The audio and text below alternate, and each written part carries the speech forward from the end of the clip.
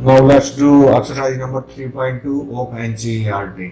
So पहला question है exercise 2 का, form a pair of linear equation in the following problem. यहाँ हमें प्रॉब्लम दी हुई है and we are asked to form a pair of equation. तो पहली प्रॉब्लम क्या है, the 10 students of class X took part in a mathematics quiz and number of girls is 4 more than number of boys.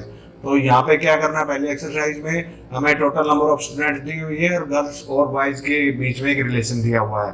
तो let number of girls is x and number of boys is equal to y। तो पहली condition तो क्या है, total number of students कितने हैं 10, तो x boys हैं प्लस y गर्ल है, तो ये कितनी होगी 10। सेकंड केस में क्या बोलता है, ये है बॉयज और ये है गर्ल्स। सेकंड केस में क्या है, नंबर ऑफ गर्ल्स, जो गर्ल्स है y है, नंबर ऑफ गर्ल्स ये बॉयज से कितनी है 4 ज्यादा। तो ये आंसर कंडीशन क्या आ गई, y is equal to x plus 4। तो इक्वेशन फर्स्ट ये आ गई, सेकंड इक्वेशन क्या आ गई, minus x plus y is equal to 4। ये आ गई हमारी सेकंड इक्वेशन। तो ये तो थी हमारी इसकी अलजेब्रिक रिप्रेजेंटेशन।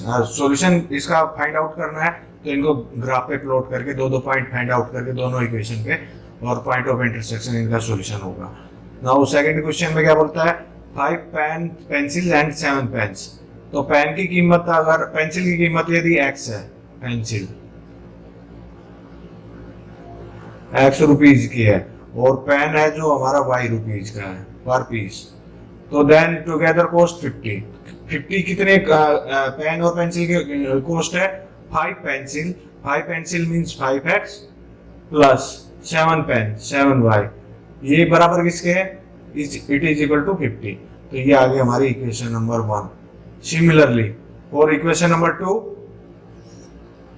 7 पेंसिल्स की प्राइस कितनी हुई 7x and 5 pens plus 5y, इनकी कॉस्ट कितनी है 46। ये आ गई इक्वेशन 2।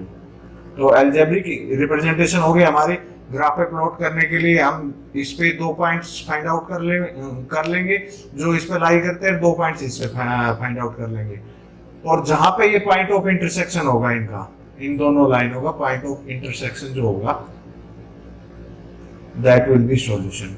पॉइंट ऑफ इंटरसेक्शन के कोऑर्डिनेट निकालने के लिए क्या करेंगे, जहां पे भी इंटरसेक्ट कर रहा है, जैसे सपोज करो ये मेरा ग्राफ पेपर है, आगे दिस ग्राफ है, ये पॉइंट है, इसके कोऑर्डिनेट मुझे फाइंड आउट करना है। तो मुझे x कोऑर्डिनेट पे परपेंडिकुलर ड्रा करना है और y कोऑर्डिनेट पे।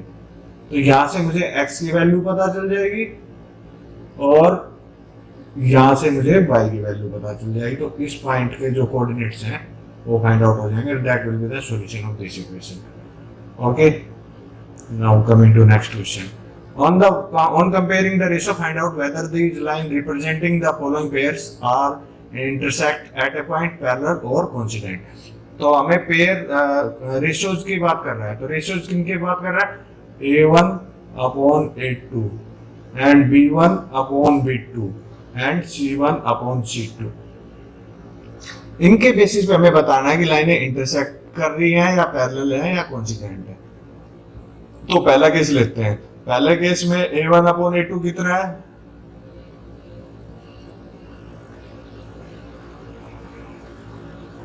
(5/7)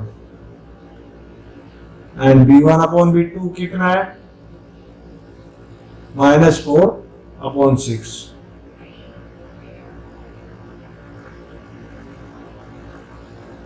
और यहां से हमें पता चल गया this implies A1 upon A2 is not equal to B1 upon B2। ये हो गया, पहले C1 C2 निकालने की रिक्वायरमेंट ही नहीं है। तो ये कंडीशन के केस में क्या होता है, लाइनें इंटरसेक्ट करती हैं और यूनिक सॉल्यूशन होगा। और इन दोनों इक्वेशंस के पेयर को क्या बोलते हैं, कंसिस्टेंट। ठीक है, नाउ से coming to second question. Second question में A1 अपॉन A2 कितना है, 9/18, that means 1/2। B1 upon B2 कितना है, 3/6, यहां से ये 3/6 दैट मीन्स 1/2। और तीसरा क्या है C1/C2। C1/C2 कितना है 12/24 इज इक्वल टू 1/2। तो इस केस में क्या हुआ A1/A2 is equal to B1/B2 and also equal to C1/C2। तो ये कंडीशन में क्या होता है लाइनें कोइंसिडेंट है।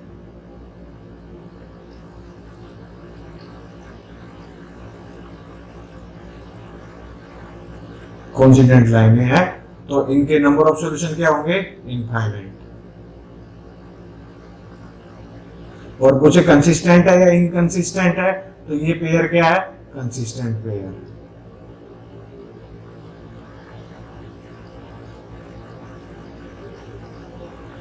जहां पे या तो एक सॉल्यूशन हो या इनफाइनाइट सॉल्यूशन है, दोनों केसेस में जो पेयर होता है वो कंसिस्टेंट होता है। और इस पर्टिकुलर केस में जहां पे ये तीनों बराबर होते हैं इनको एक नाम और याद रखना, इनको बोलते हैं हम डिपेंडेंट लाइंस एज वेल।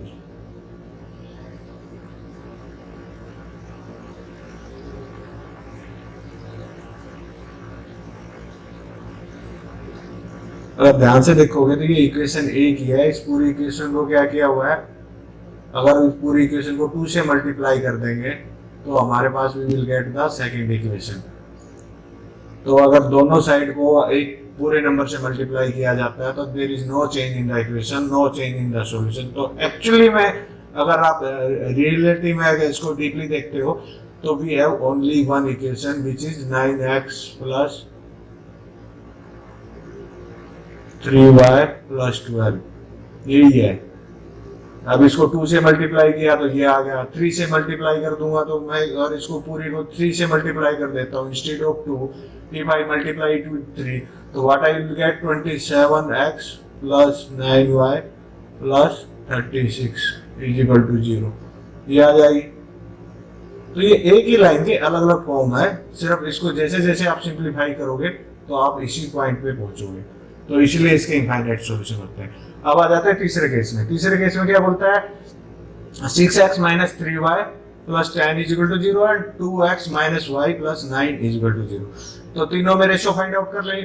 तो a1/a2 कितना आया 3, b1/b2 कितना आया 3। तो a1/a2 is equal to b1/b2 but c1/c2 क्या है 10/9। तो ये क्या हो गया तीसरी condition, a1/a2 is equal to b1/b2 but not equal to c1/c2। तो जो तीसरा केस है ये किसका हो गया, ये केस है पैरेलल लाइंस का।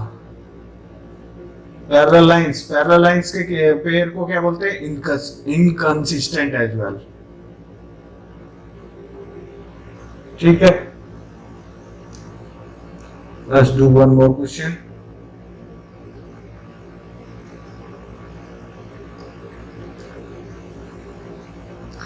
ये सेम वही है, कंपेयर करके आपको फाइंड आउट करना है जैसे हमने पहले वाला क्वेश्चन किया था, एग्जैक्टली सेम है। Now this question then again consistent या इनकंसिस्टेंट, आपको पेयर फाइंड आउट करने हैं a1/a2 b1/b2 एंड c1/c2। तो यदि a1/a2 is not equal to b1/b2 तो कंसिस्टेंट, और यदि तीनों बराबर हैं a1/a2 is equal to b1/b2 is equal to c1/c2 तो भी कंसिस्टेंट है क्योंकि इनफाइनाइट सॉल्यूशन। और यदि if a1/a2 is equal to b1/b2 but not equal to c1/c2 in that case inconsistent होगा। तो ये सेम ही है और जैसा पहला वाला क्वेश्चन किया था हमने एग्जैक्टली सेम है। Now moving ahead with the next question, this question is quite good. तो यहाँ क्या बोलता है, the half the perimeter of a rectangular garden whose length is 4 more than its width. Length जो है वो विड्थ से 4 मीटर ज्यादा है। तो पहले तो हमें पता है पेरीमीटर क्या होता है, पेरीमीटर होता है लेंथ 2 टाइम्स, यदि ये लेंथ है और ये इसकी क्या है विड्थ है। तो पेरीमीटर जो होता है किसी भी रेक्टेंगल का that is equal to 2 times L plus W। अब यहां पे क्या बोल रहा है हाफ द पेरीमीटर, तो हाफ पेरीमीटर कितना हुआ,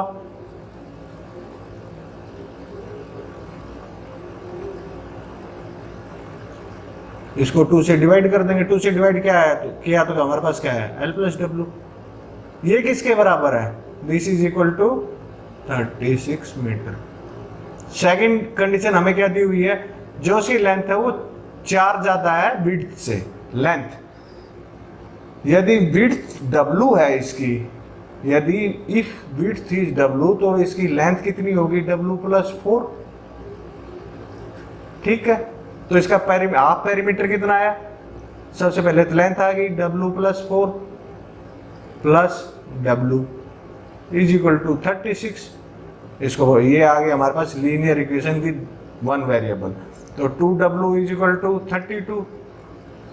तो W की वैल्यू कितनी आ गई यहाँ पे 16। यदि विड्थ इसकी 16 मीटर है तो लेंथ कितनी रहेगी, लेंथ इससे 4 ज्यादा है, तो 16 प्लस 4 कितनी आ गई इज इक्वल टू 20।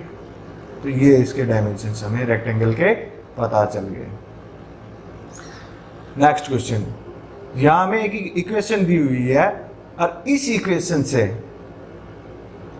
इंटरसेक्ट करती हुई कोई भी दूसरी लाइन हमें बतानी है। तो पहला ही केस लेते हैं, in case of intersection, intersection के केस में हमें पता है A1 by A2 is not equal to B1 by B2, तभी इंटरसेक्ट करते हैं। तो A1 और B1 की वैल्यू हमें पता है तो पुट कर लेते हैं हम। तो यहां से आ गया 2 by A2 is not equal to 3 by B2। तो ऐसी बहुत सारी लाइनें होंगी जो इस लाइन के साथ इंटरसेक्ट करेंगी, तो हमें सिर्फ एक लाइन ही बतानी है। तो ऐसी कोई भी A2 और B2 की वैल्यू सिलेक्ट कर सकते हैं हम, सो दैट ये जो दोनों रेशियो है लेफ्ट हैंड साइड में और राइट हैंड साइड में ये बराबर ना हो। यदि मैं A2 को 1 लूं और B2 को ले लेता हूं 2, तो ये कंडीशन फुलफिल हो रही है, 2/1 इज नॉट इक्वल टू 3/2। ठीक है, तो यहां से मैं इस बेसिस पे इक्वेशन क्या लिख सकता हूं, A2 की वैल्यू अगर यदि 1 है तो A2x होती है प्लस B2y होती है 2y। अब आगे बात कांस्टेंट की, कांस्टेंट कुछ भी ले सकते हैं क्योंकि अगर ये दोनों बराबर नहीं है तो it doesn't depend on constant, लाइनें हमेशा इंटरसेक्टिंग होगी। तो आप कोई भी real number as a constant ले सकते हैं, 2 इज इक्वल टू 0, इससे कोई इम्पैक्ट नहीं होगा। तो ये हमने इनफाइनाइट लाइन में से एक लाइन सेलेक्ट कर ली। सेकंड केस में क्या बोलता है, लाइनें पैरेलल होनी चाहिए। पैरेलल के लिए कंडीशन क्या थी, A1 बाई A2 बराबर होगा B1 बाई B2 के, but not equal to C1 upon C2। तो यहाँ पे कांस्टेंट अपनी वैल्यू रोल प्ले करेगा। तो A1 बाई A2 और B1 बाई B2 को बराबर करने के लिए हमें क्या करना पड़ेगा, तो यदि मैं A2 को 4 ले लेता हूं और B2 को 6 ले लेता हूं, if I take A2 is equal to 4 and B2 is equal to 6, randomly लिए है so that A1 by A2 is equal to B1 by B2। तो उस केस में A1 बाई A2 कितना आया is equal to B1 by B2 is equal to 1 by 2, यही है हमारा। तो ये होगी, ठीक है। अब एक कंडीशन और क्या फुलफिल करनी है पैरेलल होने के लिए, C1 बाई C2 के इक्वल नहीं होनी चाहिए। तो यहाँ C1 क्या है -8, -8 है ऊपर C1, तो -8 upon C2 that should not be equal to 1 by 2। तो दैट मीन्स C2 को -16 के अलावा अगर क्रॉस मल्टीप्लाई करता हूं तो C2 should not be equal to -16। तो -16 के अलावा मैं इस केस में C2 की कोई भी वैल्यू ले सकता हूं। तो let's assume C2 is equal to 15। तो इक्वेशन क्या आ गई, इक्वेशन हमारी आती है A2x plus B2y plus C2 is equal to 0। तो A2 की वैल्यू कितनी ली थी हमने, A2 की वैल्यू यहाँ पे ली थी 4x प्लस 6y, और C2 की वैल्यू कितनी ली है 15 प्लस 15 इज इक्वल टू 0। तो ये दोनों लाइनें क्या रहेंगी, पैरेलल रहेंगी। This line is parallel to this line. तीसरी क्या बोलता है, coincident line. Coincident line find out करना तो सबसे इजीएस्ट वे होता है, जो भी इक्वेशन दी हुई है उसको किसी भी एक रियल नंबर से मल्टीप्लाई कर दो, then you will get a coincident line. और उस केस में आप चेक भी कर सकते हो तीनों ही चीज़ें बराबर रहेंगी आपकी। तो आपकी इक्वेशन क्या थी? इक्वेशन थी 2x + 3y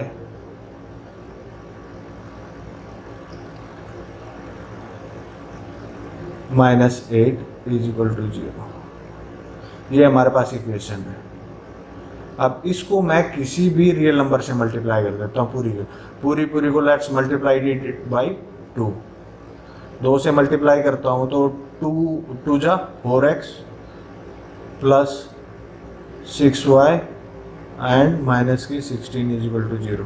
तो इस केस में चेक कर लीजिए आप, a1/a2 की वैल्यू कितनी आई?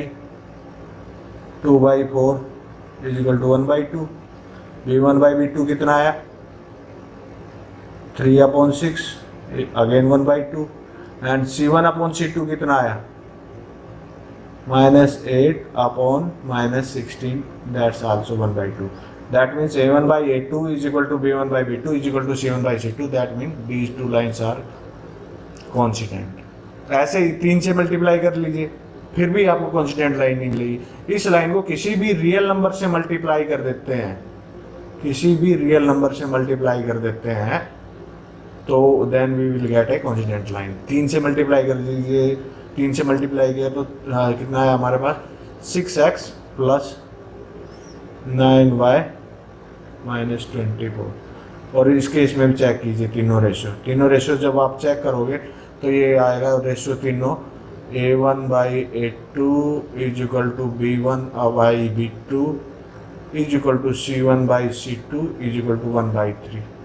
इन केस में 4 से मल्टीप्लाई करेंगे तो 1/4 आ जाएगा, तो उस केस में कॉन्स्टेंट है। Here we have the last question of exercise 3.2. Draw the graphs of the equation. दो इक्वेशन हमें दी हुई है, x - y + 1 = 0 and 3x + 2y - 12 = 0. So question में पूछा हुआ क्या है? सबसे पहले we have to draw the graph for these two equation. And second thing that is asked, determine the coordinates of the vertices of the triangle formed by these lines with x-axis. Set the triangular region. तो अभी क्या बोल रहे हैं? सबसे पहले तो we have to draw the graph. So first of all let's draw the graph. यहाँ पे मेरे पास ये कोऑर्डिनेट सिस्टम आ गया। Okay, this is X axis and this is Y axis. अभी क्या बोलता है? पहली इक्वेशन क्या है हमारे पास? x - y + 1 = 0। तो we have to form a pair of 2 points so that we can draw these lines on graph paper. तो इसके लिए क्या करेंगे? x, then I have y and prepare the table. तो when x is equal to 0, then value of y is equal to 1, and when y is equal to 0, then x is equal to -1. ये आगे 2 point हमारी पहली line पे। Let's first draw these 2 points in our coordinate system. तो पहला point क्या है? X axis 0 है एंड वाई एक्सिस 1 है। तो वाई एक्सिस पे 1 यहाँ पे रहेगा, एक्स इज 0, तो ये पॉइंट आ गया हमारे पास 0 एंड 1। सेकंड क्या बोलता है? व्हेन वाई इज 0, वाई 0 कहाँ होगा? एक्स एक्सिस पे, एक्स इज -1, तो दूसरा पॉइंट हमारा होगा यहाँ। This point comes out to be -1, 0.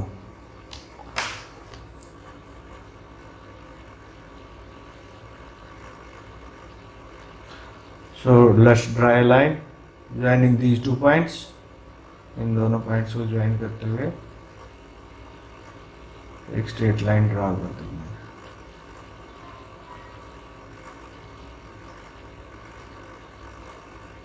ये हो गई हमारी line 1। This is line 1. Now coming to the second equation. Second equation क्या है? 3x + 2y - 12 = 0. Then again we have to prepare a table. X and then I have y. When y is equal to 0, तो x की value कितनी आ रही? y 0 है तो x is equal to 4. और when x is equal to 0 then y is equal to 6। हमें ये जो दो पॉइंट्स हम ऐसे सिलेक्ट करते हैं ग्राफ ड्रा करने के लिए, तो हमें कोशिश ये करते हैं कि उनको ड्रा करना, ग्राफ पेपर पे ड्रा करना काफ़ी इजी रहे। तो उसके लिए सबसे पहले ये जितना छोटे रहेंगे उतना अच्छा रहेगा। Second thing, these should be whole number, ये फ्रैक्शन में नहीं आना चाहिए, डेसिमल में नहीं आना चाहिए, अदरवाइज ग्राफ पेपर को ड्रा करने में मुश्किल होती है। तो पहला पॉइंट क्या है 4 0, सो 4 along x and 0 along y, तो x एक्सिस पे ही लाई करेगा पॉइंट, तो यहाँ पे 4 कहाँ आएगा 1 2 3 and then 4, this point is 4 0 and second point is x is 0 and y is equal to 6, तो y एक्सिस पे प्लस पे 1 यहाँ था, 2 3 4 5 एंड 6, ये पॉइंट आ जाएगा हमारा 0 एंड 6। इन दोनों लाइनों को मिला देते हैं to draw the graph.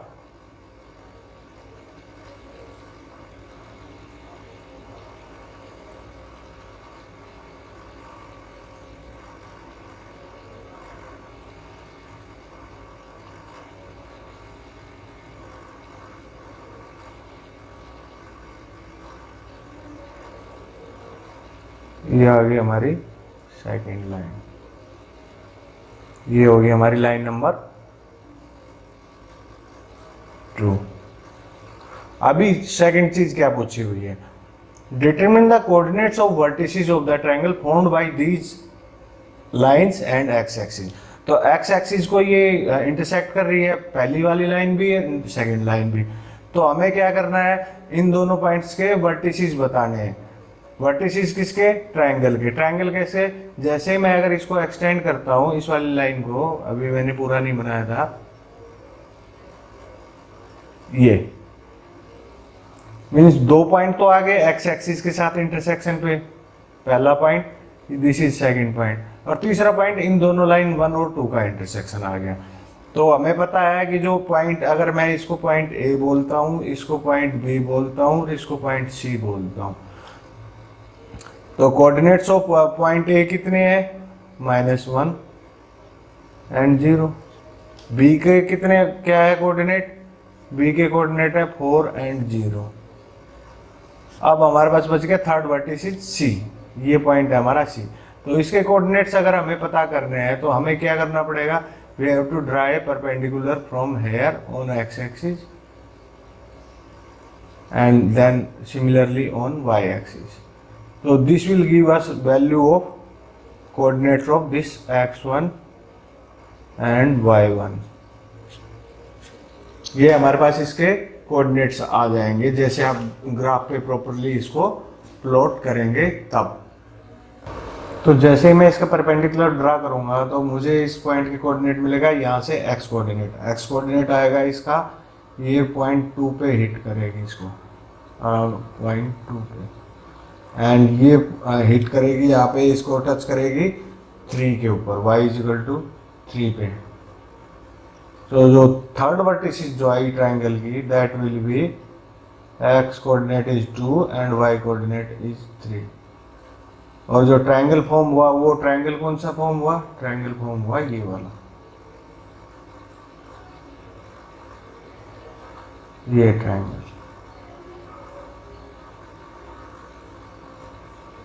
Alternative method से इसको कैसे कर सकते हैं हम, अल्टरनेटिव मेथड से भी किया जा सकता है। मीन्स हमें पता है कि मुझे पता करना है कि लाइन 1 एक्स एक्सिस को कहाँ पे कट कर रही है, तो that means simply x axis पे y की वैल्यू 0 आएगी, तो y की वैल्यू 0 आएगी तो x कोऑर्डिनेट आ गया, तो इस पॉइंट का x के साथ, x कोऑर्डिनेट के साथ इंटरसेक्शन आ गया। सिमिलरली इसका x के साथ इंटरसेक्शन फाइंड आउट करने के लिए इसमें फिर से अगेन y पुट कर देंगे हम 0, तो हमारे पास यहाँ से इस लाइन का, लाइन 2 का x के एक्सिस के साथ इंटरसेक्शन आ जाएगा।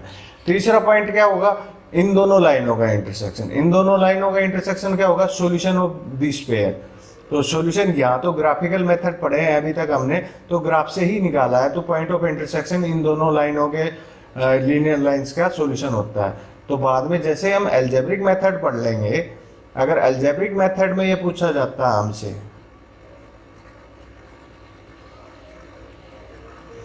एल्जेब्रिक मेथड से अगर पूछा जाता तो पहले का एक्स इसका एक्स एक्सिस के साथ इंटरसेक्शन फाइंड आउट करने के लिए मुझे इस लाइन के अंदर y is equal to 0 put करता मैं। y 0 पुट करने पे मुझे x की वैल्यू आ जाती। सिमिलरली इसका इस लाइन का x के साथ इंटरसेक्शन पता करना होता तो then again I will put y is equal to 0 in this equation to get the coordinates of corresponding value of x। तो ये 2 पॉइंट्स आ जाते। तीसरा पॉइंट क्या है, सिंपली एल्जेब्रिक मेथड से जो हम अभी आगे पढ़ने वाले हैं उनसे इनका सॉल्यूशन निकाल लेते हैं, तो वो उसकी तीसरी बड़ी चीज आ जाती। तो यही this is all about graphs and equation. Then exercise number 3.1 and 3.2 we have completed. Thank you.